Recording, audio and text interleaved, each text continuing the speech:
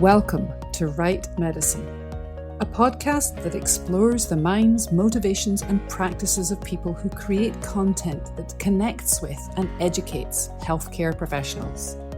I'm your host, Alex Howson, a former nurse, a medical sociologist, and an education writer and researcher in healthcare.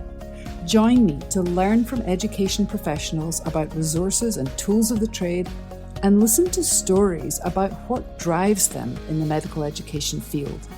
If your work involves planning, designing, or delivering education to healthcare professionals, this podcast is for you.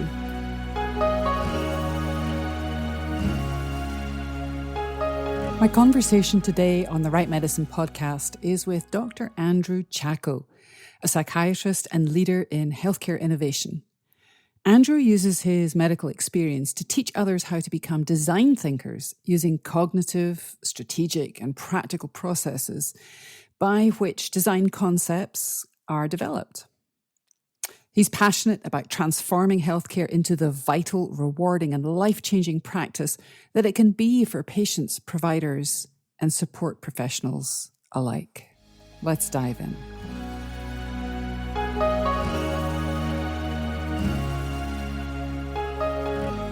I know that you've been doing a lot of work recently, so it was really timely because I've been thinking a lot about where we are in healthcare education and who's in that space and who's doing kind of interesting and creative and innovative things. So I'm really happy to have the opportunity to talk to you about the work that you're doing. And we first met at the Alliance Industry Summit in Park City, I think in 2017. Good memory, yeah.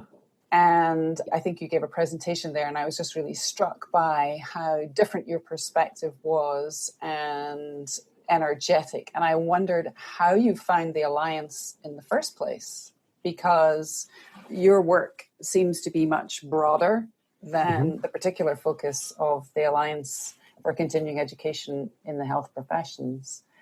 So how did you find the Alliance conference? So I was doing some design teaching for the APA, and Nina Taylor, who was the one that who created a time spot for me to do it, got really excited about what I was doing.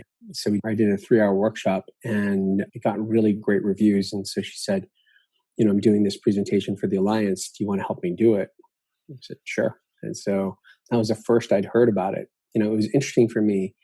One of my big points on reforming healthcare is it takes a whole team, and we often don't see the whole team, or we don't even credit the whole team. And my experience in healthcare is it's been very much, there's two people in medicine, right? There's the doctor, and then there's everyone else. And I think that's a disservice both to the physician as well as to all the other people that it takes to make it work.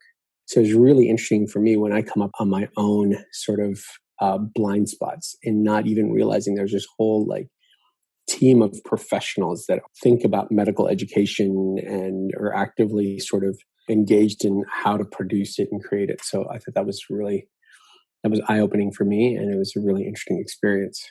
There's obviously a bit of synergy there between what goes on in the Alliance field and the work that you're doing. So you mentioned design thinking. Yep. I know that you're in the space of healthcare revolution. Can you talk a little bit then about what design thinking is in the first instance? Yeah, so it's a really interesting buzzword. And as much as I don't like buzzwords, sometimes it sums things up. So I think the process of design, it's basically applying the process of design to, whatever problem you're facing.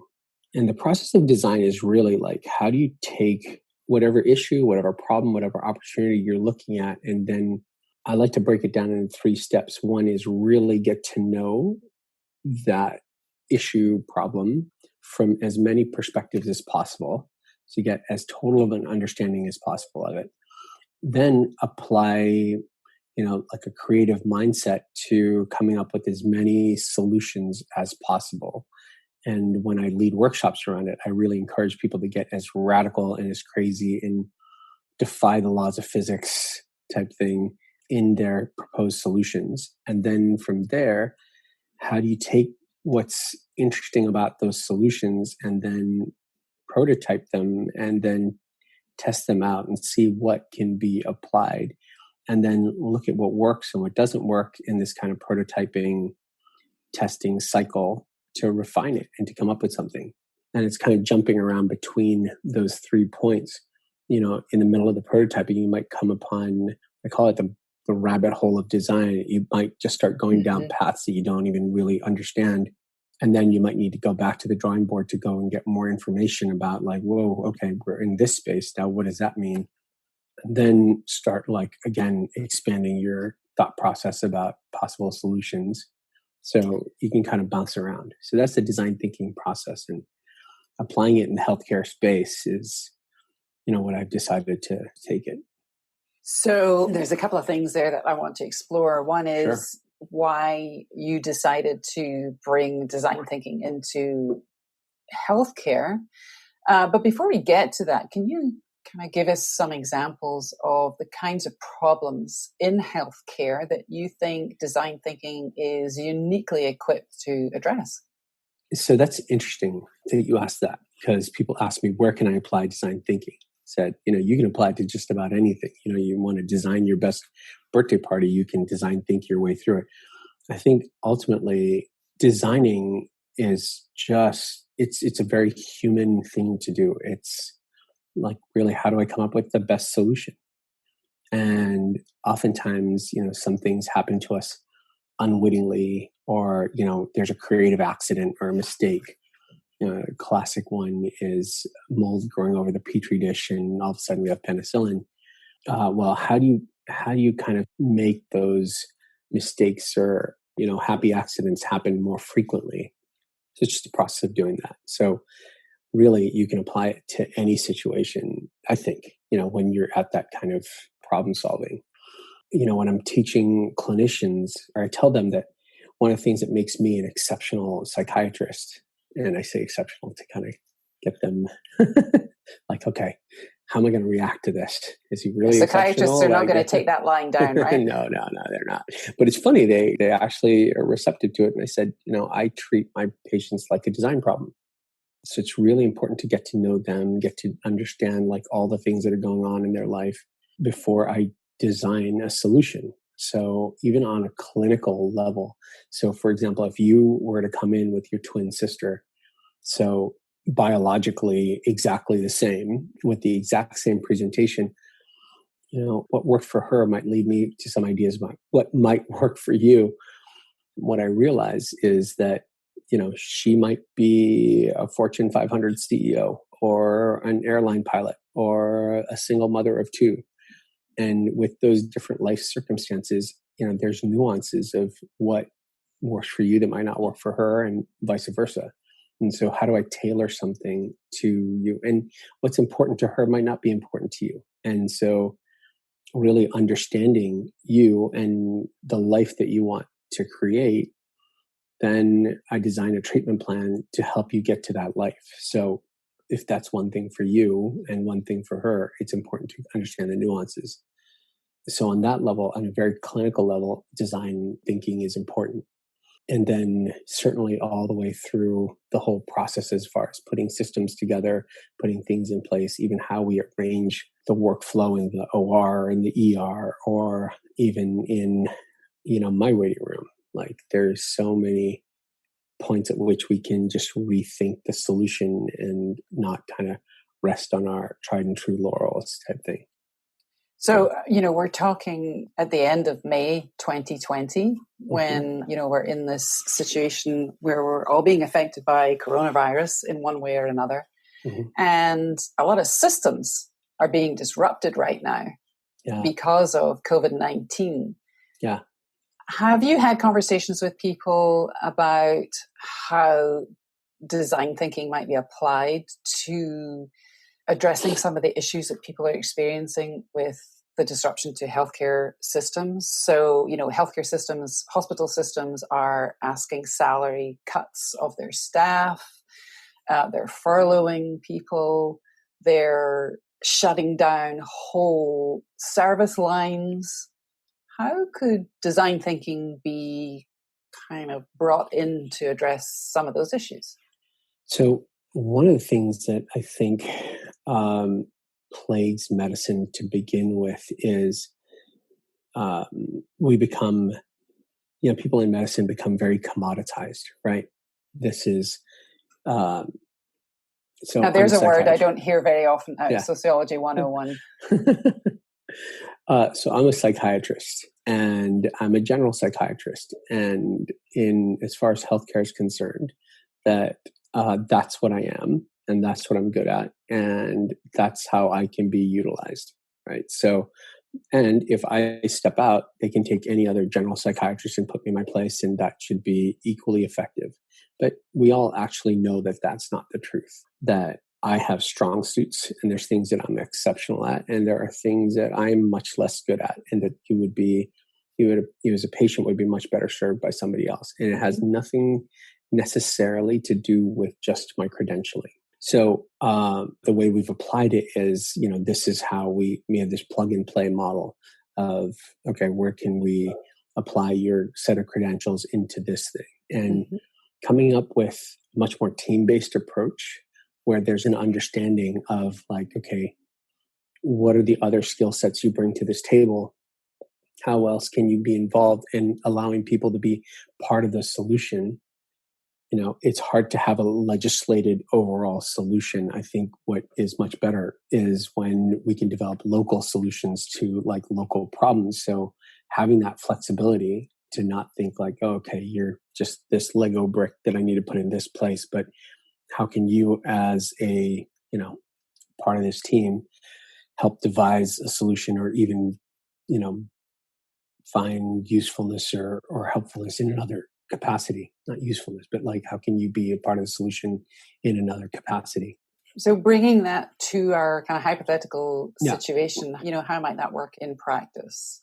So, interestingly, one of the big areas that I've seen personally is, and this takes it out of the hypothetical, I have a few patients who are healthcare providers on the front lines.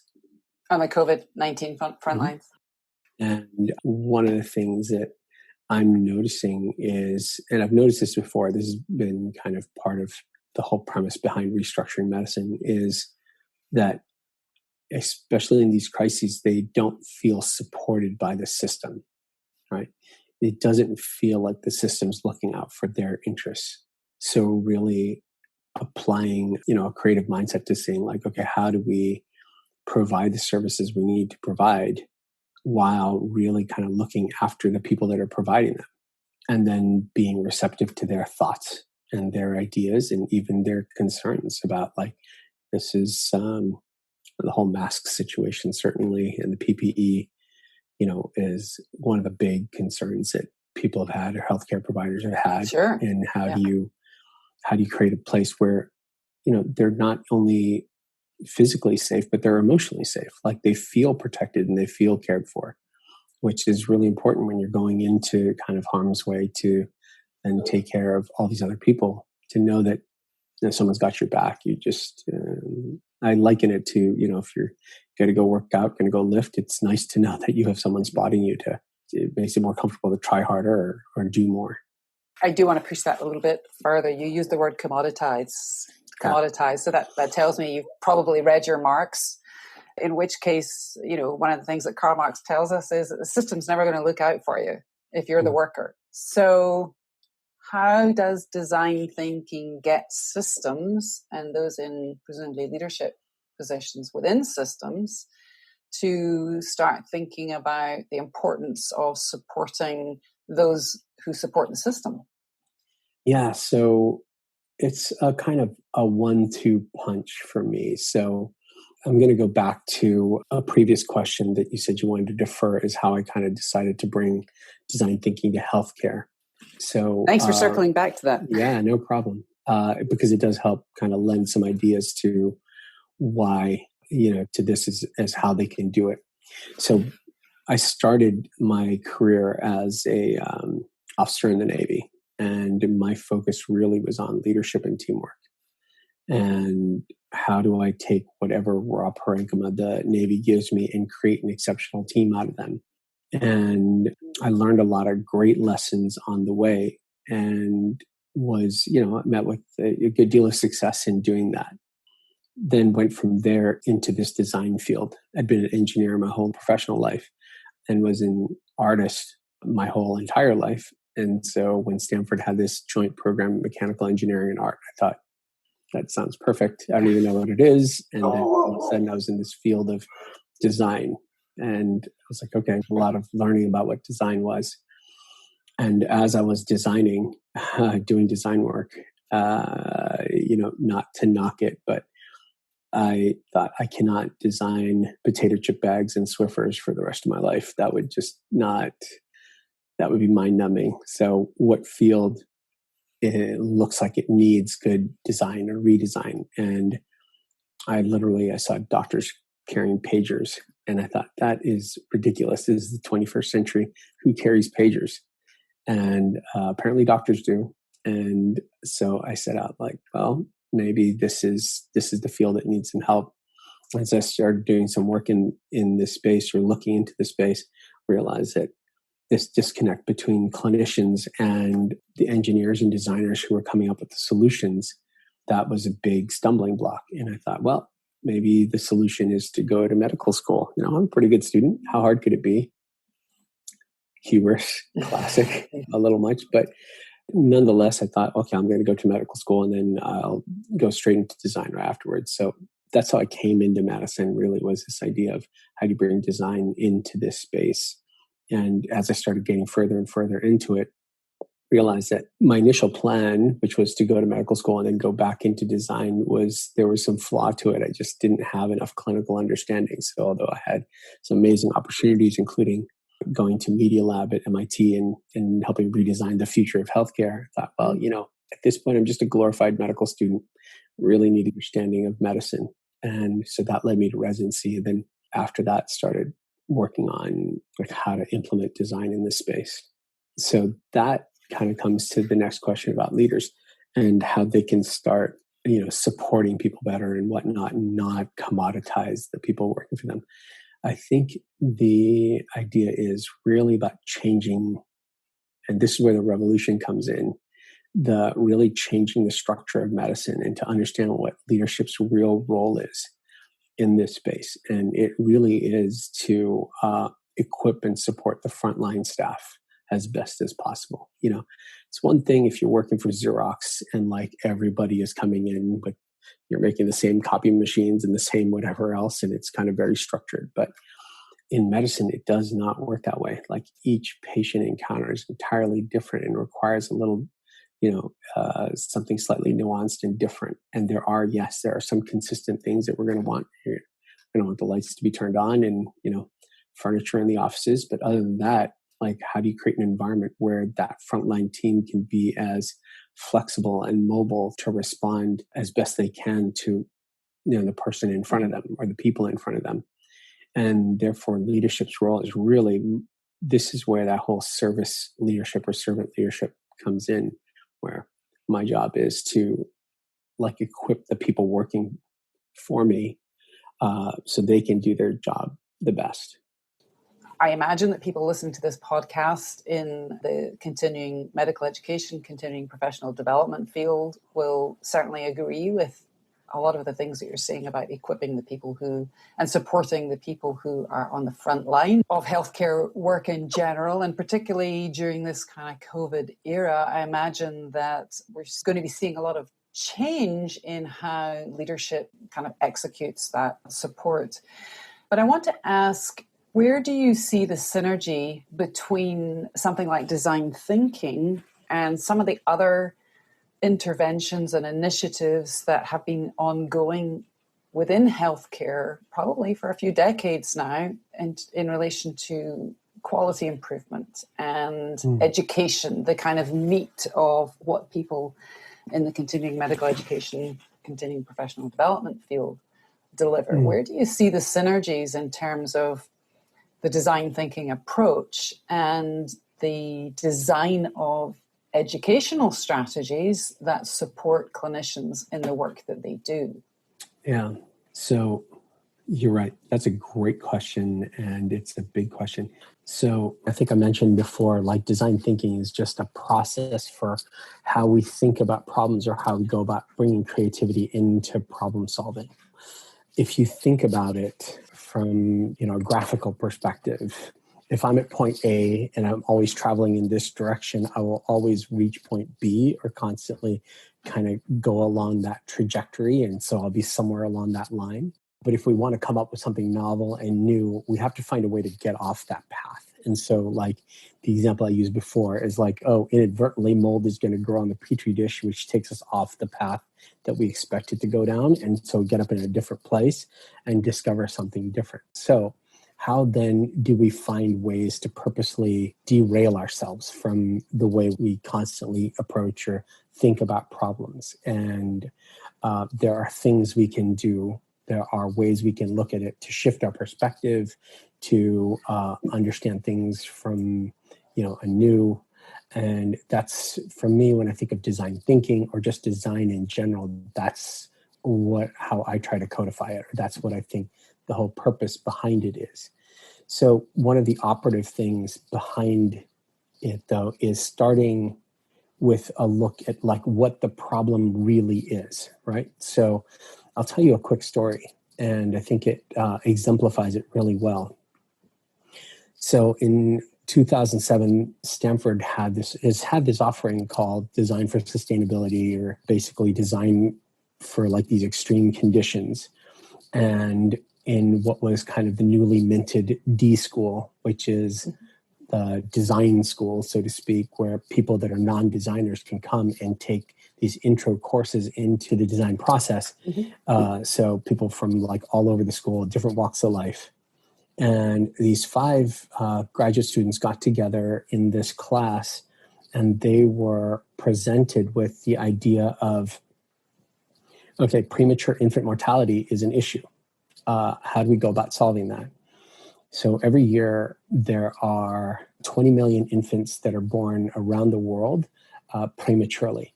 And of that, 1 million will die by most estimates within the first 24 hours over the first 4 weeks. And that's a staggering number. And most of these are in, third world countries or places where there isn't quite that same access to healthcare.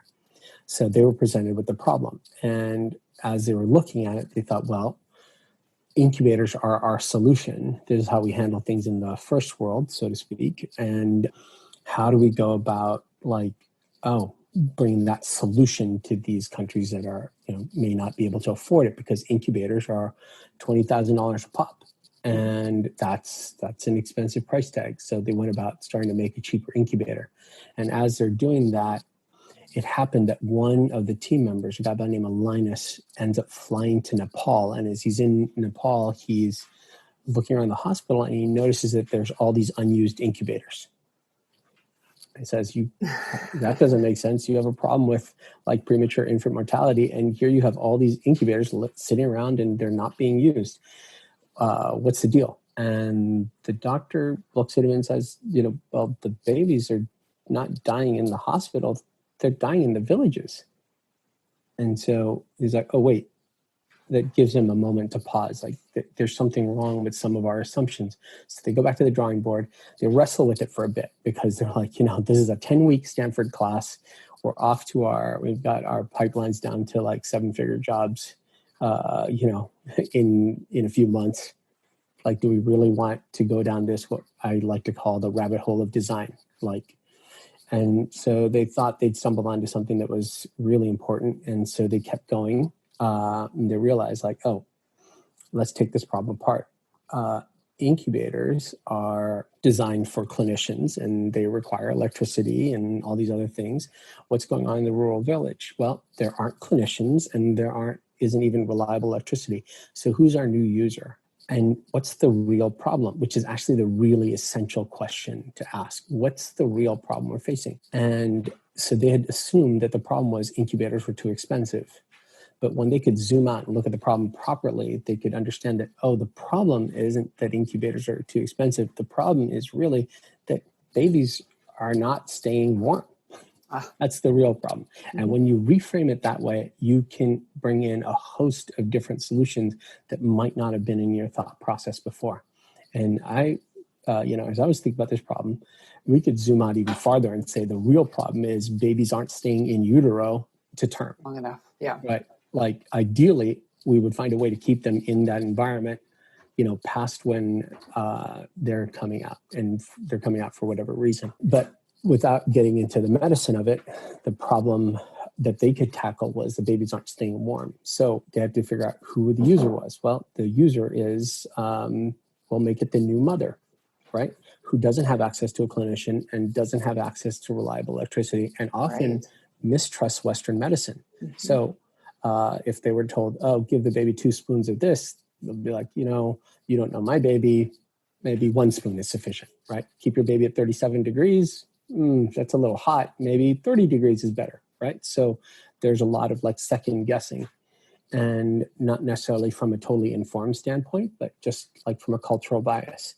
And so given that this is who the user is, how do we build a product for them? So they really quite amazingly invented this. Basically, it's a sleeping bag, and it's made of this super high-tech material that retains heat. And in the back, there's a pocket. And in that pocket, they can put a paraffin wax sleeve.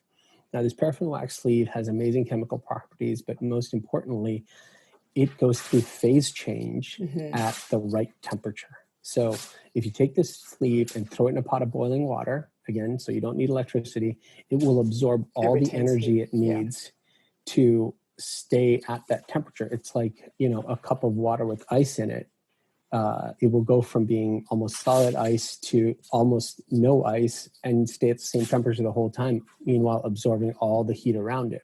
So it's going through that phase change. Same thing with this thing. It can stay at the right temperature for up to 5 hours while keeping the baby at that temperature.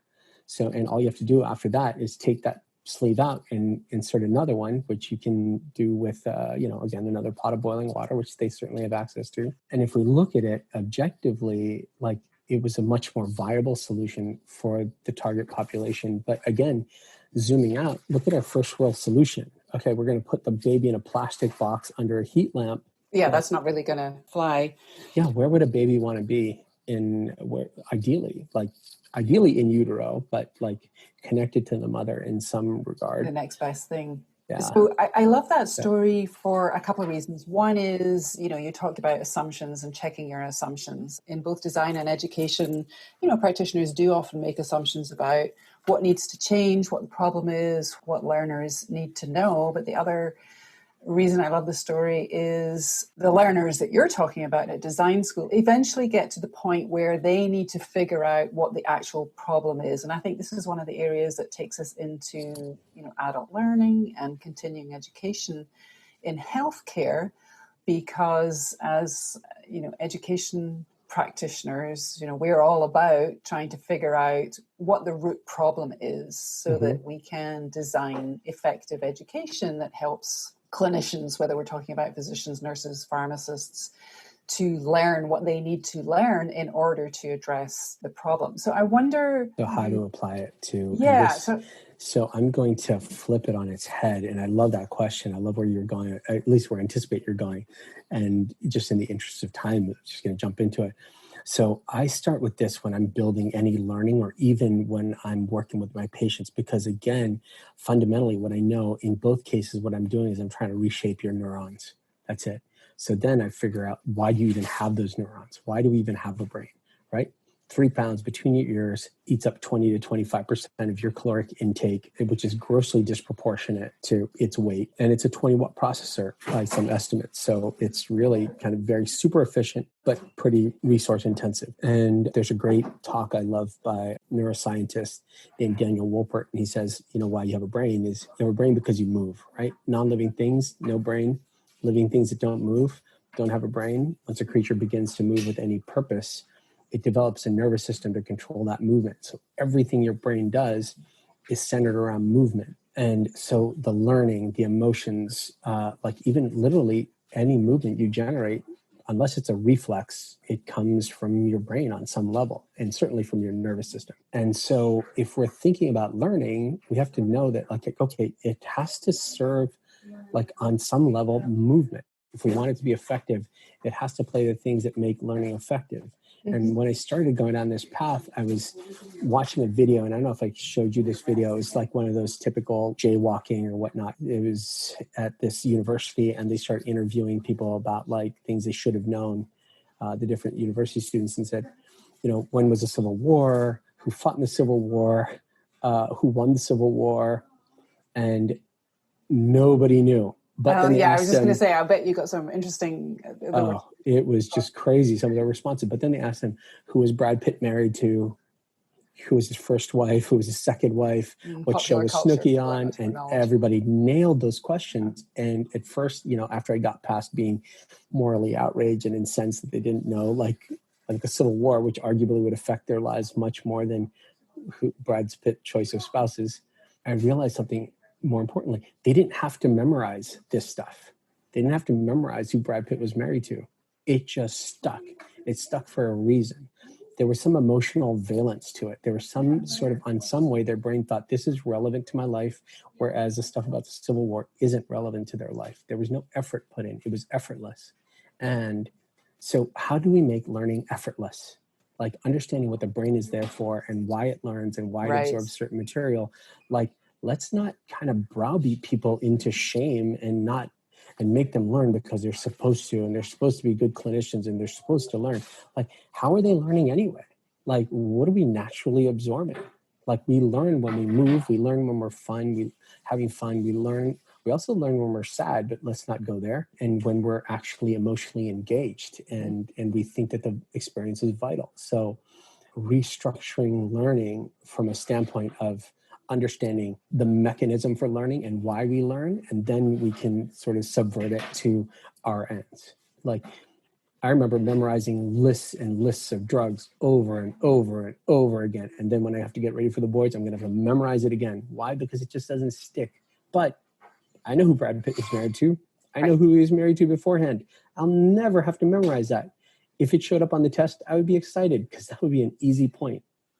So how do we make this other stuff that we think is important to learn like that stuff? That's the argument, I would say. Yeah, absolutely. And I think there are a lot of us, you know, in this field who would absolutely agree with the notion that emotional connection is essential to anchoring any sort of learning. So let me ask you, before we kind of close out our conversation, then, what are some of the things that you do in the work that you do as you engage with people who are trying to create some kind of healthcare transformation? What are some of the things that you see in content, either visual or written content, because we still need tangible materials to support learning? What are some of the things that you see that help to create the kind of emotional connection that really supports learning? I think one of the things that I think is really helpful is going to the experiential part is simulation-based learning, right? Like, I think one of the reasons that the Socratic method, when it's really done the Socratic way, as opposed to the shame-filled way that we do it in medical education, you know. I think there's still a lot of that shame-based approach. Oh, yeah, totally. In undergraduate training or in the continuing education world? Certainly in undergraduate medical education and then GME. And then, but if then that becomes a culture, it's hard for that culture and that mindset not to permeate throughout CME, right? Like, if I've been taught that it's, I better not say the wrong answer because the whole audience is going to think I'm a bleeding idiot. Right. And then that reflects on my ability to be a good provider and like, oh my God, I failed my boards, or like I did this and I did that. And instead of looking at it as like, oh, what can we all learn from this? Totally. Like even the morbidity and mortality conferences, which are really, you know, in their essence, supposed to be opportunities for learning, are really just kind of, they're shame fests. Oh my God, it's like a public stoning. Yeah. I think it's great that CME is looking at it. Fortunately or unfortunately, I have to go even deeper into the roots of where this kind of culture sets up, because even when the CME is set up to the point where, oh, it's like engaging and wonderful. Like, I know when I do workshops, I really have to work. One of the biggest things I do is try to create an environment that feels safe for people to be able to step outside of their comfort zone and volunteer answers that they might think are ridiculous, or they're self-editing. And I do that by volunteering the most ridiculous ideas. I try to demonstrate the bar is up here and say the most outlandish things, which gives them permission to go here, at least. Like, he said this, and he's acting like that much of an idiot, then okay, we can go here. So yeah, anything that then can get them to engage in their own way, and also understand that people absorb things differently. So this is just purposely how I think about it. And I've seen some people do it, but really, how is the learning reinforced both visually, experientially, and from what they're hearing and what they're, getting kinesthetically by writing it down and doing whatever. I love the connection that you're setting up there between, and I know it's controversial for people to talk about different learner styles, and that's not really where I'm going with this, but I do love the connection between between movement, writing, because I also know you're a Zumba instructor and I'm a yoga instructor. That's awesome. And I think, one of the things that comes out for a lot of people is, in the context of that movement is exactly what you were talking about in terms of something opens up to allow learning and to make that process clearer and more engaging and deeper. So just to kind of wrap up, where can people find you and your transformative workshops? Oh, great. Thank you for asking. So there's my website. It's probably the easiest place to start. It's chackomd.com, CHACKOMD.com. And then I have a few of my videos out on YouTube. I'm actually working on some sort of offering around really how we're going to transform healthcare or create the healthcare moving forward. And a large part of that is around the education piece, how we educate clinicians and how that in turn shapes the culture of medicine and also shapes the kind of quality of care that we can provide and what patients end up experiencing. So understanding that, to quote Reagan, trickle down economics, so to speak, of trickle-down economics. Yeah, like how we train the practitioners will, ripple down to how, they provide care and the environments they create. I love it. Can people find you on social media? They can. I'm not as active as I'd like to be, but I'm holding out hope. I'm on Twitter occasionally, Instagram maybe a little bit more frequently, and then on Facebook. And I do publish stuff on Medium. So I can send you the... Yeah, it seems to be really growing as a medium for getting written content out there. Yeah. So, Andrew, it's been a pleasure talking to you. Thanks for sharing awesome, some of your insights on design thinking, healthcare transformation, and the role of continuing education in that process. And we wish you well. Thank you so much.